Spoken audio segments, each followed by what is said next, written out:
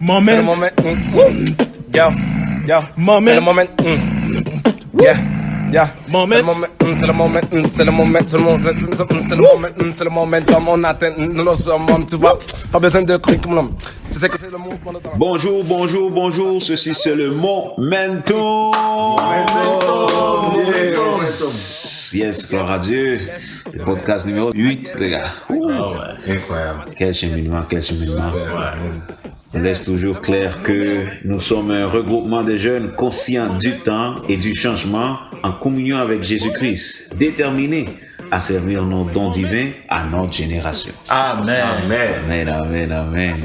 Alors, le thème d'aujourd'hui, c'est vraiment par rapport à l'Église.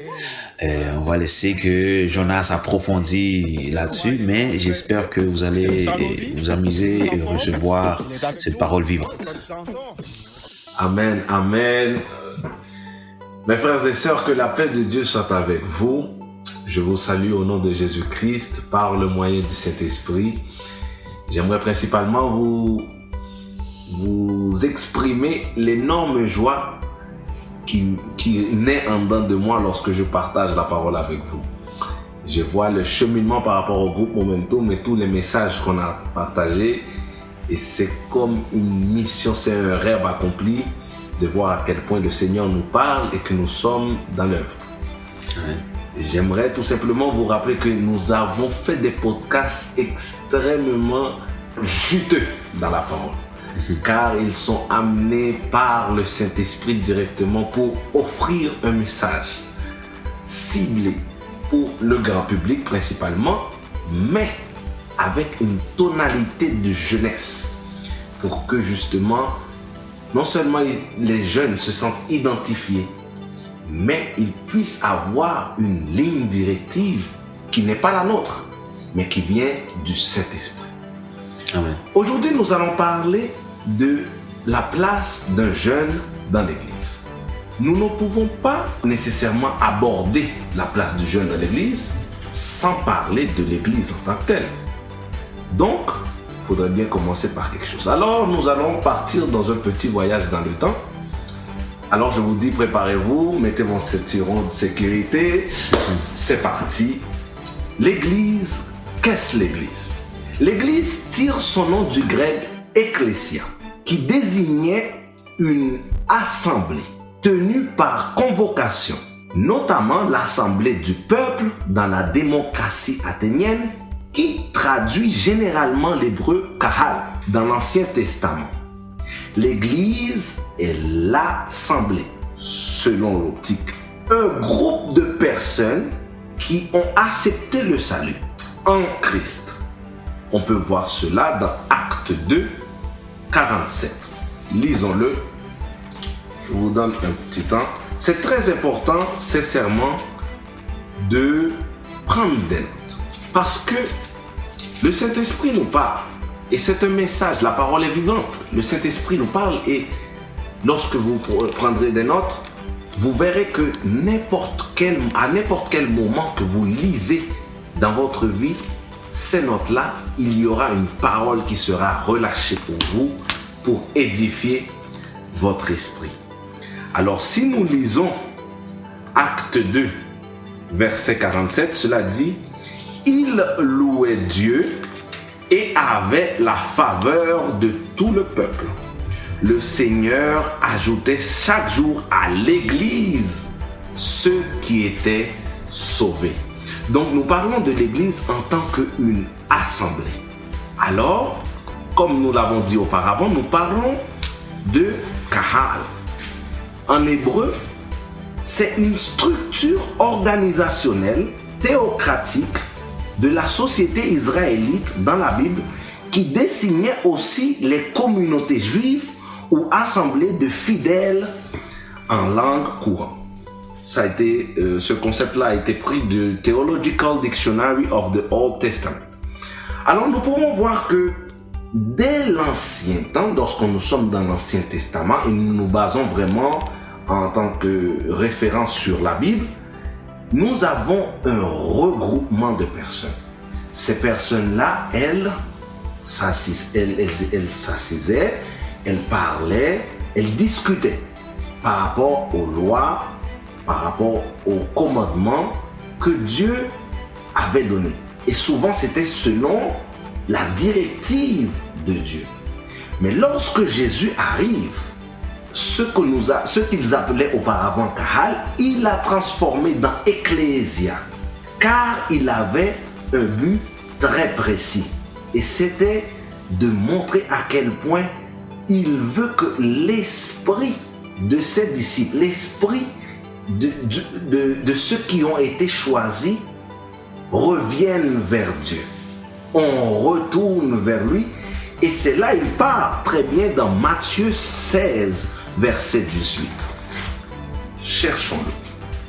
Matthieu 16, verset 18. Et c'est à partir de là où est-ce qu'il commence justement à bâtir son église. Car l'un des disciples justement appelé Pierre, on le voit dans Matthieu 16, verset 18 qui dit ainsi: et moi je te dis que tu es Pierre, et que sur ce rocher je construirai mon église, et les portes du séjour des morts ne l'emporteront pas sur elle. Cela veut dire que là on voyait comment déjà Jésus plaçait justement les fondements de son église.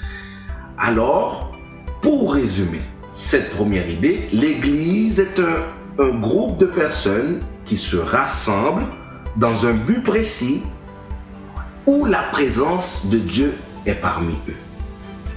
Pour transmettre le message plus vers la jeunesse, l'Église est là pour encadrer ton don spirituel. Nous avons parlé dans les podcasts passés justement à propos des dons, alors que si vous avez besoin d'une référence biblique, nous pouvons aller dans 1 Corinthiens 12. Et dans 1 Corinthiens 12, dans tout le chapitre, nous allons voir les dons spirituels. Donc, rappelez-vous aussi que lorsque nous sommes jeunes, c'est le moment que nous avons dans notre vie de découvrir l'impact que nous avons dans l'environnement. Nous avons des dons et des valeurs.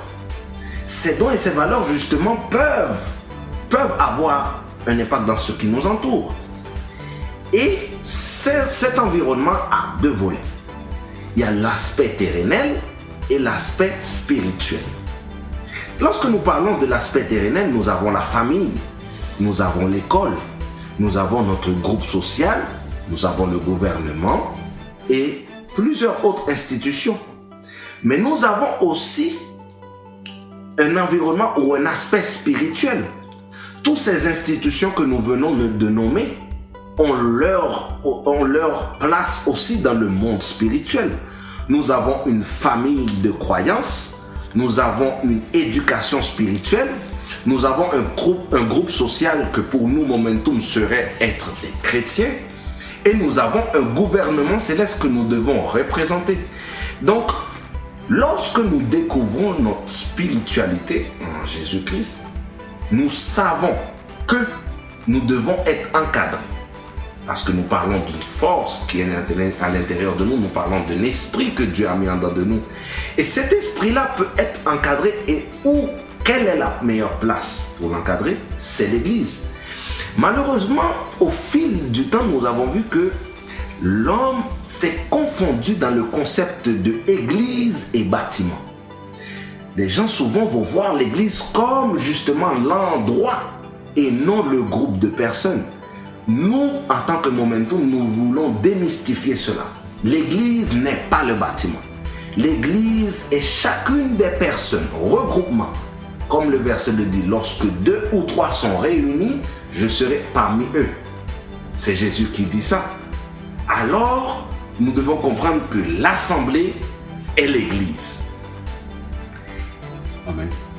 Nous voulons parler aussi de mentorat et ouvrier pour terminer. Ouvrier. Mentorat et ouvrier. Dans le mentorat, nous parlons de Jésus-Christ parce que Jésus-Christ est notre maître. Jésus-Christ est notre exemple. Pour comprendre cela, nous allons dans 1 Corinthiens 10, verset 33. 1 Corinthiens 10, verset 33 est est un verset justement de l'apôtre Paul à l'église des Corinthiens. Lorsqu'il parle, il nous conseille justement quelque chose de assez particulier, car justement il est un disciple, en fait il a été un disciple choisi par Jésus-Christ justement pour amener sa parole à ceux qui étaient non-juifs. Et donc il dit dans 1 Corinthiens 10 verset 33, faites comme moi, je m'efforce en tout de plaire à tous, recherchant non mon avantage, mais celui du plus grand nombre, afin qu'il soit sauvé. Donc, il est notre exemple. Mais dans 1 Corinthiens 11, verset 1, ça dit ainsi, soyez mes imitateurs comme je le suis moi-même de Christ. Donc, voilà l'exemple de mentor. Les disciples qui ont été choisis sont venus nous amener la parole. Ils ont suivi le chemin de Jésus-Christ sur la terre.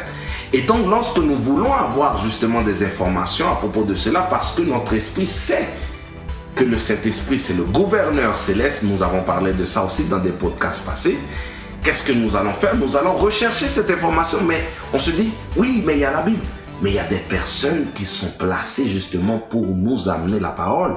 Et voilà les pasteurs, les évêques, des personnes qui sont munies du Saint-Esprit.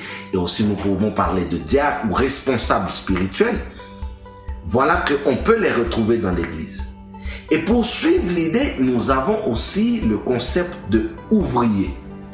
Le concept de ouvrier, nous allons le voir dans Luc 10. Luc 10, verset 2.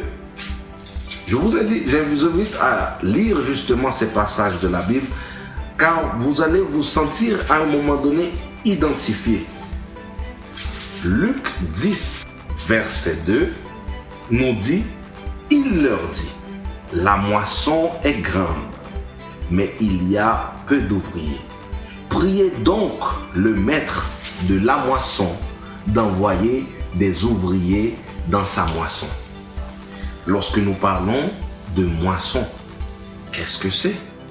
Nous savons très bien, nous pouvons aller chercher le concept, mais pour répondre à cette question-là, je réponds même avec un passage de la Bible justement, dans Matthieu 28, verset 19. Et vous voyez, la beauté justement de la parole, c'est qu'elle se répond dans elle-même par la foi, par la révélation justement du Saint-Esprit, et cela permet que nous ayons une ligne directive. Pour conclure, je vous lis ce verset et je vous dis, Matthieu 28, verset 19. Allez donc, faites de toutes les nations des disciples, baptisez-les au nom du Père, du Fils et du Saint-Esprit. Si nous continuons, verset 20, ça dit, et enseignez-leur à mettre en pratique tout ce que je vous ai prescrit. Et moi, je suis avec vous tous les jours jusqu'à la fin du monde. Donc c'est là où est-ce que vous voyez la moisson. La moisson. Nous devons aller chercher des personnes qui sont perdues, leur amener le message de la parole. Donc pour conclure, je reprends les grandes idées de ce qui a été mon exposé pour vous, jeunesse, grand public, chrétien ou non chrétien. Nous parlons de l'Église. L'Église est l'assemblée de personnes qui sont croyants sauvés, qui ont accepté Jésus-Christ comme leur sauveur personnel et qui sont munis du Saint-Esprit. Et justement, cette Église, c'est là où est-ce que nous pouvons trouver des mentors, des personnes qui vont nous diriger, des responsables, des pères spirituels, des mères spirituelles, qui vont nous encadrer dans ce qui est notre don spirituel. Et voilà mon message pour vous aujourd'hui. J'espère que vous avez été bénis. Et voilà, c'est l'arrêt de notre voyage. Et que Dieu vous bénisse abondamment. Amen, amen, amen. Merci pour ce partage. Et moi, je tiens à cœur juste partager ce qui est mon expérience autant que chrétien qui cherchait une église ou développer ses dons. Voilà, c'est comme quand j'ai commencé la recherche, c'était à peu près 2017. J'ai été à plusieurs églises et là, il y en avait que ça parlait en anglais et je pense d'autres en espagnol et français. Et tu vois, ce qui arrive, c'est que Quand tu es à la recherche d'une église, il faut pas avoir peur de communiquer avec les gens, participer et voir vraiment si c'est l'église où tu sens que ton don va se développer. Alors, quand j'ai fini ma recherche, j'ai passé pendant 3 ou 4 mois dans une église et ensuite, j'ai découvert le campus. Ça, c'était le début de l'année 2018. C'est là où j'ai découvert le campus. Quand j'ai été, d'abord, j'ai aimé comme le sens de communauté, comment les gens parlaient entre eux. Et je voyais que quand même, c'était une assemblée qui était en développement. Et alors, je dis, bon, je veux participer. Alors, j'étais 2-3 dimanches, j'ai assisté. Et là, vraiment, mon esprit a dit, c'est là. C'est ici où tu dois rester parce que c'est ici vraiment qu'il y a une mission. Voilà, au fur et à mesure, après d'avoir participé à plusieurs activités dans l'église, voilà que le pasteur Steve, il est venu à ma rencontre, il me dit, ok, est-ce que tu aimerais participer quel est ton don? Qu'est-ce que tu voudrais faire? Alors j'ai dit, bon, je peux faire le vidéo beam, tu sais, mettre les chansons pour que les gens les lettres et chanter avec le groupe de louanges. Alors, et voilà, j'ai dit oui, je pouvais faire ça facilement. C'est pas facile du tout dans le fond. Ça prend vraiment que tu aies la passion pour la technologie et pour que tu sois là parce que c'est synchronisé et c'est vraiment quelque chose que tu dois être passionné pour. Mais ensuite, tu vois comment rester dans l'église où mon esprit a dit c'est là où tu dois rester, à faire en sorte que je prends connaissance des membres du groupe Momentum et qu'on soit là aujourd'hui à enregistrer ce programme. Alors, mon message pour tous ces jeunes qui sont à la recherche de cette église, faut pas se désespérer. On a l'Esprit de Dieu en nous. Et Dieu, il prend plaisir et il te regarde quand tu es à la recherche de sa présence, de partager la parole. Alors, continue. Quand le temps et le lieu arrivera, Dieu va te dire, c'est ici où tu dois développer ton don. Amen. Ben, merci beaucoup, Sam. Et juste pour signaler que mon nom est Prince et je fais partie aussi des jeunes de l'église Le Campus. Si jamais vous voulez découvrir le campus, vous pouvez aller aussi sur le site égliselescampus.ca et là vous allez découvrir tout ce qu'il y a. Donc, merci beaucoup aussi à Jonas pour bien donner ce détail-là par rapport au rôle des jeunes dans l'église et les avantages. Pourquoi tu dois faire partie de l'église pendant qu'on est dans c'est une génération, une période où on voit comme une exode, où des gens quittent l'église maintenant. Et surtout avec cette pandémie, ça a beaucoup aidé aussi aux personnes qui cherchaient déjà des raisons pour se retirer de certaines églises. Et pour certaines personnes qui disent ils remercient Dieu que je cherchais déjà des moyens pour se débarrasser de telle église. Maintenant avec cette pandémie, c'est une opportunité. Enfin, je peux quitter l'église là. Mais non, c'est pas toutes les églises qui sont comme ça. Ils viennent de nous détailler. L'église, c'est pas juste un bâtiment, un endroit où tu vas aller assis, t'es seul et tout. Donc c'est une communauté. Tu bénéficies d'autres choses comme le mentorat, l'encadrement de dons et tout ça là. Et c'est très bien. Je vous invite à visiter l'église Le Campus. Alors, moi, j'aurai quelques mots seulement pour nous aujourd'hui. C'est les défis. Mon sujet, c'est les défis des jeunes aujourd'hui au 21e siècle. Il y a beaucoup de choses, beaucoup de problèmes que nous traversons, beaucoup de problèmes que nous faisons face tous les jours. Mais quand je parle de défis, j'essaie de prendre juste quelques défis. Je sais qu'il y en a plusieurs. Cette liste que je vais donner, elle n'est pas exhaustive. Donc vous pouvez rajouter aussi. Vous pouvez avoir aussi des défis personnels. Et lorsque je parle de jeunes, c'est pas de jeunes juste par rapport à l'âge. que cette liste va s'appliquer. C'est aussi que vous êtes encore jeune. Dans votre esprit, dans votre cœur, vous êtes encore jeune. C'est pas juste par rapport à l'âge. Donc, les plus grands défis avant de le dire, d'abord, je voulais dire que tu ne vas jamais changer ce que tu tolères. Jamais. Tu ne vas jamais changer ce que tu tolères. Et par rapport à ça, je voulais donner un exemple. C'est que j'étais en train d'écouter un pasteur. Il dit quand il était jeune, ses frères avaient l'habitude de venir à chaque fois jouer avec lui. Ils vont lui faire des blagues, ils vont essayer de le chatouiller. Il va commencer à rire et tout. Et ils aimaient ça. Jusqu'au jour où il était fatigué de ça. Il dit, pourquoi ils vont me faire rire tous les jours? Ils viennent, il va commencer à rire là.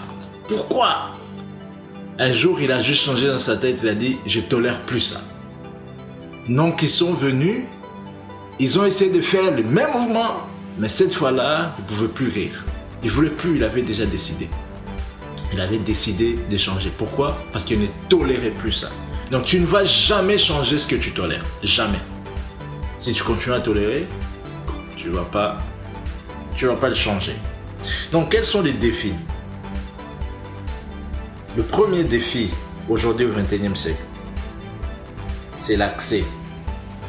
On a accès à beaucoup de choses. En tant que jeune, on a accès à beaucoup de choses.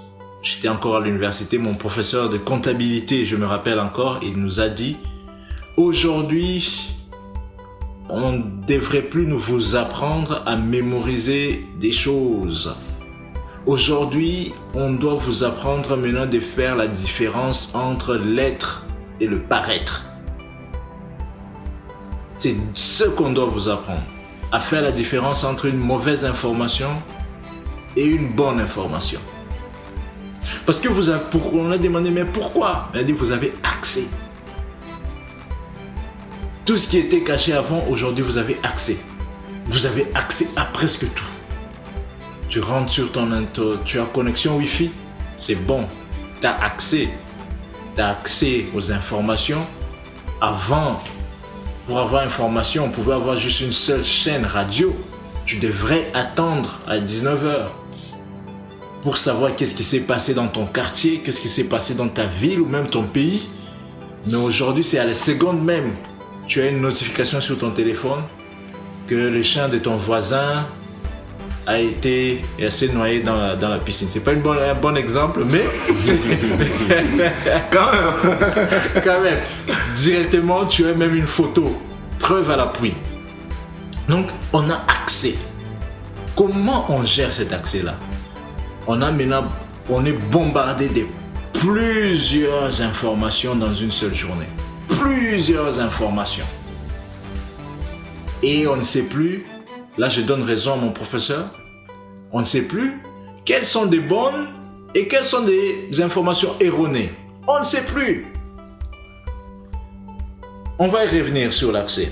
Deuxième exposition. On est exposé à plusieurs choses. On est exposé à tous les jours à plusieurs choix. Avec l'intelligence d'affaires qui existe maintenant, avec tout ce qui est intelligence qu'on appelle artificielle, où il y a des études à tous les jours, des comportements, nos habitudes de consommation et tout, on veut comprendre qu'est-ce qu'on pense.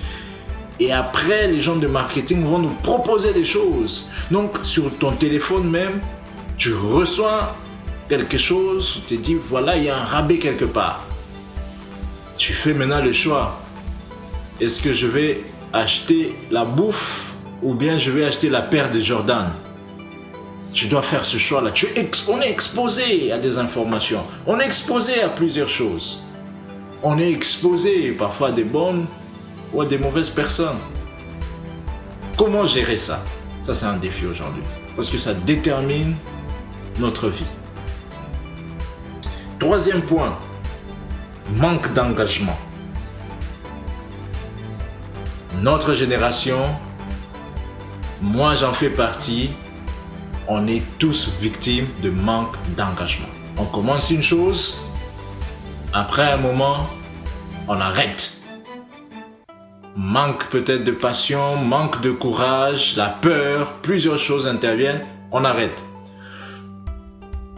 On est dans une génération où on ne veut plus être engagé à quelque chose. On ne veut pas avoir un engagement. Les gens ne veulent pas d'engagement. C'est pour cela que c'est difficile pour la plupart des personnes même de payer leur carte de crédit. Parce que c'est un engagement. Si on regarde aujourd'hui, les personnes qui sont les plus endettées, c'est les jeunes. C'est nous. On est plus endettés. On n'est pas engagé. La carte de crédit, la banque te dit, si tu empruntes, tu as 21 jours pour rembourser. Tu ne respectes pas. Et ça va te poursuivre. Donc il y a un manque d'engagement. Qu'est-ce qui se passe maintenant? Premièrement, j'ai parlé de l'accès. On a accès à plusieurs choses. On a beaucoup de références maintenant. Aujourd'hui, si j'ai un problème, il suffit d'aller sur Google, je type ou j'écris, ça me donne des réponses directement à la minute même. C'est moi de choisir maintenant est-ce que c'est vraiment la bonne chose ou pas. Qui a vraiment mis cette information-là? Nous devons savoir, là je ramène ça, nous devons savoir que notre source d'information doit rester Dieu. Et pour le momentum, nous croyons, et même notre frère nous l'a dit au début, que nous croyons que seul Dieu détient la vérité. Amen. Donc notre source de vérité, c'est Dieu. Pendant que tu as accès à plusieurs choses, sache qu'il y a un endroit où il y a la vérité, et cette vérité est avec quelqu'un qui s'appelle Jésus. Donc consulte Jésus, il a la vérité. On est exposé à beaucoup de choses, mais il ne faut pas qu'on soit dominé ou maîtrisé par toutes les choses. Toutes ces choses-là. D'où l'importance aussi de connaître son but dans la vie. Parce que si tu connais ton but, ton objectif dans la vie, la vision, on avait parlé de ça la dernière fois, tu seras exposé à beaucoup de choses, mais tu ne seras pas perdu. Tu ne seras pas troublé. Le manque d'engagement, c'est parce qu'il y a manque de vision. On avait parlé de ça la dernière fois. Lorsque la vision est claire, tu vas rester fidèle à celle-là. Nous allons lire maintenant pour conclure Proverbe 16, 1, verset 4. Donc je vais vous amener dans Proverbe 16, verset 4, où on va lire ensemble. Alors, Proverbe écrit par le roi Salomon, un grand roi d'Israël, le fils de David. Si vous ne connaissez pas l'histoire, Salomon c'était l'homme le plus sage et l'homme le plus riche de la terre. Il a eu à écrire 2 livres, Proverbes et Ecclésiaste. Ouais. Donc, Proverbe 16, verset 1 jusqu'à 4. Les projets que forme le cœur dépendent de l'homme, mais la réponse que donne la bouche vient de l'Éternel. Toutes les voies de l'homme sont pures à ses yeux, mais celui qui pèse les esprits, c'est l'Éternel. Qu'est-ce que cela veut dire? Toutes les voies, ici tu peux mettre tes pensées. Souvent tu es dans tes pensées et c'est comme ça que je dis, moi je pense que c'est comme ça. Moi aussi je pense que c'est comme ça que ça doit se faire. Moi je pense que c'est ça. Pour toi c'est pur, pour toi c'est honnête. Pour toi, c'est comme ça que ça doit se faire. Mais il faut n'oublie pas, c'est lui qui pèse les esprits, c'est l'Éternel. Donc c'est lui qui va après juger ça, toutes ses actions. La Bible dit, verset 3, recommande à l'Éternel tes œuvres et tes projets réussiront. Pourquoi aujourd'hui on parle de grands défis comme accès? Parce que nous tous des jeunes, on a la curiosité, on veut aller chercher des choses, on veut comprendre. Et Et c'est tout à fait normal. Aujourd'hui, je parle pas parce que je veux pas dire qu'on doit arrêter de se connecter. On doit d'ailleurs se connecter, aller lire, aller se documenter, aller plus loin, comprendre qu'est-ce qui se passe. C'est très important. Mais il faut savoir que il faut que cela soit en lien avec ton don. C'est pour ça que chez Momentum, on dit que tu dois servir ton don. On est là, Momentum, c'est pour servir le don qu'on a reçu de Dieu. Le don, c'est quoi? C'est ton appel à toi. C'est ce que tu aimes faire. Tu as été appelé à faire ça. On a posé la question à Jeff Bezos, l'homme le plus riche, le CEO de Amazon. Il a dit il aime embaucher les gens qui ont un appel que quelqu'un qui veut juste une carrière. Quelqu'un qui a un appel, il va faire des choses avec amour. Donc quand tu auras accès à des choses, tu vas aller chercher, ça sera en lien avec ton appel. Et je vais corriger ici, l'appel, c'est pas juste appeler à devenir pasteur. Là, Jeff Bezos ne disait pas que je cherche des gens qui veulent devenir des pasteurs chez Amazon. Non, il dit que les gens qui ont un appel, donc un don, tu es peut-être un bon informaticien, tu es un bon comptable, tu as la connaissance de l'intelligence d'affaires, tu as la connaissance de stratégie, de marketing. C'est ton don, tu aimes ça. Et quand tu as accès à ces choses-là, pour toi, c'est pour ton bien, c'est pas pour te détruire. Parce que les informations que tu peux avoir accès, peuvent aussi te détruire si tu les utilises mal. C'est pour cela qu'on dit, recommande à l'Éternel, tes œuvres et tes projets vont réussiront. L'Éternel a tout fait pour un but, même le méchant pour le jour du malheur. Tout ce qu'on voit aujourd'hui existe pour un but. Il n'y a rien qui est là juste pour la beauté. Non. Tout est là pour un but. Aujourd'hui, on est là, c'est pour un but. Et Momentum, on a un but, c'est communiquer le message du royaume de Dieu à notre génération et celle qui va venir après. Et on est tout le temps prêt à servir notre don. Amen. C'est ça, Momentum. Et on est appelé à faire ça tous les jours. Et c'est ça. En fait, il a dit, l'Éternel a tout fait pour un but. Quand tu regardes, on parle de manque d'engagement. C'est parce que tu t'engages dans des choses, tu ne connais pas le but, tu ne connais pas la finalité d'une chose. C'est facile de se désengager de cette chose-là, de se retirer. Le manque d'engagement, c'est manque d'avoir un but qui est clair. Et il dit, tout cœur hautain est en abomination à l'Éternel. Hautain là, c'est que tu es dur, tu veux pas se faire éduquer, tu ne veux pas. Là, je donne un exemple aussi de CEO de Alibaba, Jack Ma. Il dit quoi? Lui, il ne s'appelle pas comme Chief Executive Officer. Il dit il est Chief Education Officer. Il aime enseigner. Et ses employés, lui, il veut absolument qu'ils deviennent meilleurs que lui. Pourquoi là on parle d'éducation? Autant avoir un esprit autant orgueilleux, penser que tu comprends tout. Nous les jeunes aujourd'hui, c'est ça. On pense que on maîtrise tout. Plus que nos parents, plus que les personnes qui sont là avant nous. On ne respecte personne. Nous les jeunes aujourd'hui, c'est notre défi. On est hautain, on est orgueilleux. Si j'ai besoin de quelque chose, pourquoi je vais aller demander à mon père ou ma mère au moment que je peux juste chercher sur Google, j'ai la réponse. On ne veut pas socialiser, on ne veut pas s'intégrer, on est orgueilleux. Et quand on dit s'intégrer, je ne veux pas dire, ça ne veut pas dire que on ne veut pas aller dans l'intégration, c'est pas au sens de l'immigration quoi que ce soit, non. C'est que on ne veut pas faire partie d'une communauté où on laisse tout le monde interagir, où qu'il y ait l'égalité. On ne veut pas ça, on est autant. Nous, ce qu'on pense, c'est ce qui doit se faire. Et quand on est sur les réseaux sociaux, on véhicule notre message. C'est que nous, on pense et on n'est pas d'accord avec d'autres personnes. Ça, c'est un grand défi. Et c'est pour cela, sur les réseaux sociaux, il y a ceux qui vont dire ça, Et d'autres qui vont dire ça. Il y a des opposants. Il y a des partis qui sont au pouvoir, d'autres, je pense, des opposants. Les gens se contredisent et c'est la cacophonie sur les médias sociaux.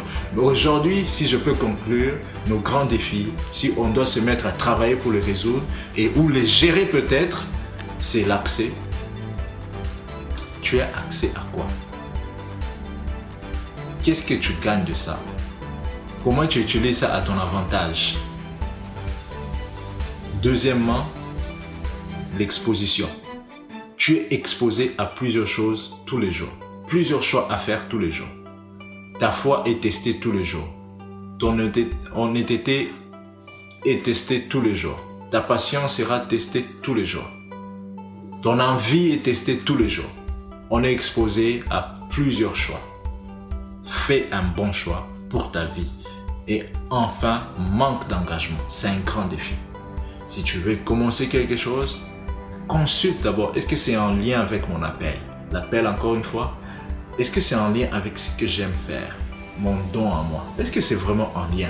Ou bien je veux le faire parce que c'est ce qui est en train de... C'est ce qui fait bouger maintenant Insta ces derniers temps. C'est ce qui fait bouger Snap. Si tu fais ça, c'est ce qui fait tourner maintenant. Tu auras beaucoup de vues. Est-ce que tu fais pour avoir des vues? Est-ce que tu fais pour être populaire? Ou bien tu le fais parce que c'est ce que tu as été appelé à faire? Si tu réalises ça, tu vas rester engagé. Ici, chez Momentum, pour conclure, c'est qu'aujourd'hui, on voulait présenter au moins les défis. On ne se limite pas juste à ce que je viens de dire. Il y a plusieurs, peut-être entre vous aujourd'hui, parmi vous, vous avez identifié aussi d'autres choses. Vous pouvez nous les envoyer aussi. Partagez avec nous. Il y a plusieurs défis qu'il faut rencontrer tous les jours. Et aujourd'hui, on a vu l'avantage, si je peux le dire, de faire partie d'une communauté dans une église. Notre frère Samuel nous a donné un exemple, bel exemple lui-même de faire partie d'une communauté. Et les fruits que ça porte aujourd'hui, parce qu'il fait partie d'une communauté.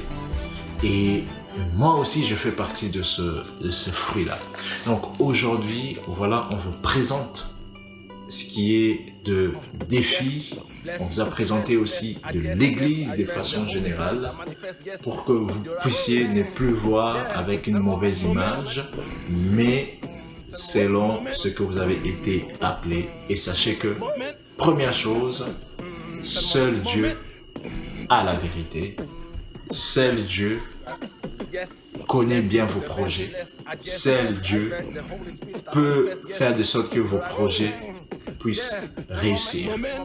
Donc, que Dieu vous bénisse. Amen. Ça, c'était notre message d'aujourd'hui. Momentum, on est là. On continue à servir notre don.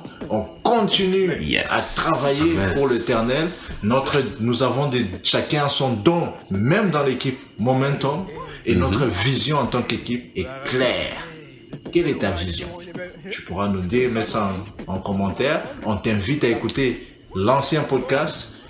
Partage aussi ce podcast. Et le prochain podcast, c'est une surprise pour vous. Que Dieu vous bénisse. Amen. Amen. Soyez bénis.